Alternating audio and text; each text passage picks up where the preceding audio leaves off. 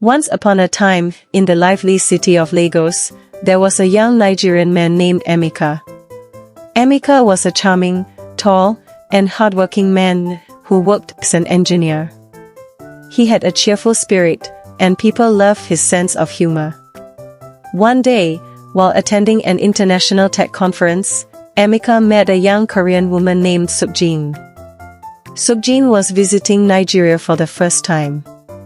She was a beautiful woman with long black hair, bright eyes, and a kind smile. Emeka and Sukjin felt an instant connection and quickly became close friends. Over the next few weeks, Emeka and Sukjin spent a lot of time together, exploring Lagos. They visited the beach, tasted street food, and even danced at a traditional Nigerian party. Emeka taught Sukjin some simple Yoruba phrases, and in return, she taught him a few Korean words. Their bond grew stronger each day, and soon, Emeka knew that he had fallen in love with her. Sukjin also felt the same way, and when Emeka asked her to marry him, she excitedly said yes. Emeka and Sukjin had a beautiful wedding, filled with laughter, music, and delicious food. Sukjin wore a lovely lace gown, and Emeka was dressed in a traditional Nigerian outfit.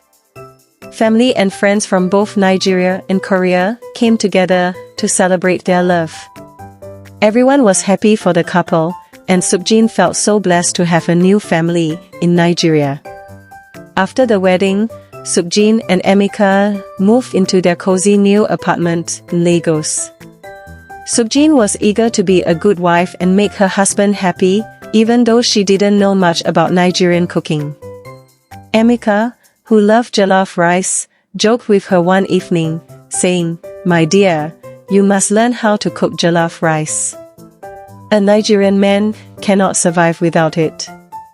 Sukjin laughed, nodding her head, "Okay, I will make it for you." One sunny afternoon, Emeka came home from work, tired and hungry. He was looking forward to a delicious plate of jollof rice. Sukjin, excited to surprise her husband, decided it was time to make the famous dish. She had watched a few cooking videos online, but didn't fully understand the process. While preparing the ingredients, Sukjin saw that the recipe needed tomatoes, spices, and a drink to add a special flavor. However, she didn't realize that the drink was actually supposed to be stock from boiled meat. She thought, "Oh, I saw Emeka drinking Fanta the other day. It must be an important ingredient." So, she poured a full bottle of Fanta into the pot of cooking rice, smiling as the kitchen filled with a sweet, fruity smell. As the rice cooked, the orange Fanta mixed with the tomatoes and spices, making a very unusual dish. Sukjin set the table, proud of her effort, and called out, "Emeka, dinner is ready." Emeka walked into the dining room, inhaling deeply. Something smells different," he said. He sat down and took a big spoonful of the jollof rice. As soon as the rice touched his tongue, Emeka's eyes widened, and he almost choked. The rice was sweet, bubbly, and tasted nothing like the jollof rice he was used to. He looked at his wife, who was watching him closely, with a big smile on her face. "Sukjin, my love, did you put Fanta in the jollof rice?" he asked carefully. Sukjin's smile faded a little. "Yes, I thought it would make it special," she replied, looking a bit confused. Emeka burst out laughing, "Oh my dear. Jollof rice is not supposed to be sweet like this. We use stock, not soda."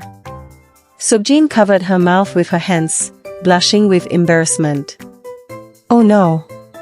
I didn't know. I just wanted to make something nice for you." Seeing how embarrassed she was, Emeka's heart softened. He got up, went to her, and pulled her into a gentle hug. "Don't worry, Sukjin. I appreciate your effort, and I know you did your best. This is just one of those funny things we will laugh about in the future. After the Fanta Jollof incident, Emika decided to give Sukjin cooking lessons. Every Saturday, they would cook together in the kitchen, laughing and having fun as Emika taught her how to make different Nigerian dishes. He showed her how to use ingredients like crayfish, palm oil, and the right spices. Slowly, but surely, Sukjin got better at cooking Nigerian food, and Emika loved her even more for trying so hard. Sukjin also taught Emika how to make some Korean dishes like kimchi and bibimbap, and soon, they were able to enjoy both Nigerian and Korean meals together. Their love grew stronger every day, and they learned to embrace their differences while finding happiness in each other's culture. Months passed, and one day, Emika came home to a familiar delicious smell. Sukjin had made jollof rice, but this time it was cooked perfectly. The rice was fluffy and flavorful, with a hint of spice, just the way Emika liked it. As he took his first bite, he smiled at his wife and said, "You've mastered it, my dear. This is perfect." Sukjin grinned proudly. "Thank you, Emika. I finally got it right." Emika took her hand and kissed it. "You've always been perfect to me, Fanta Jollof or not." They both laughed, remembering that funny day. From then on, Fanta Jollof became their inside joke, a reminder of how far they had come together. A few weeks later, Sukjin had a surprise for Emika. She prepared a special dinner, including a plate of jollof rice and a small bottle of Fanta on the side as a playful touch.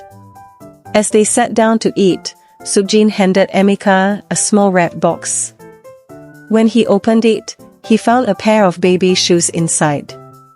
"We're going to have a baby," Sukjin announced excitedly. Emika's face lit up with joy. He lifted Sukjin into the air and spun her around, laughing. "This is the best news ever," he shouted. He couldn't believe how much his life had changed since meeting Sukjin.